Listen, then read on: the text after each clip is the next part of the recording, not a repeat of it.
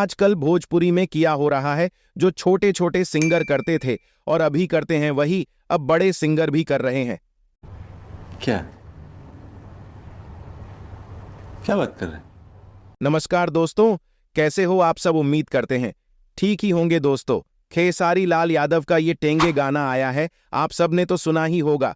और जो लोग ये गाना नहीं सुने हैं, अन्नपूर्णा फिल्म्स पर ये गाना आया है। अगर आप सब ने ये गाना सुन लिया है तो आप बताओ कि ये गाना आप सबको कैसा लगा। आजकल व्यूज के लिए लोग कुछ भी गवा देते हैं। पहले तो ये टेंगे टेंगे बॉय वायरल हो गया था तो उस वक्त किसी ने इस पे गाना नहीं निकाला, लेकिन जब कोई छोटे सिंगर इस मैटर पे गाना गाने लगा और उसे व्यूज मिलने लगा और वह इंस्टाग्राम पे वायरल होने लगा, तो फिर अखिलेश कश्यप ने खेसारी लाल यादव से यह गाना गवा दिया। चलो गाना भी गवा दिया तो कोई बात नहीं।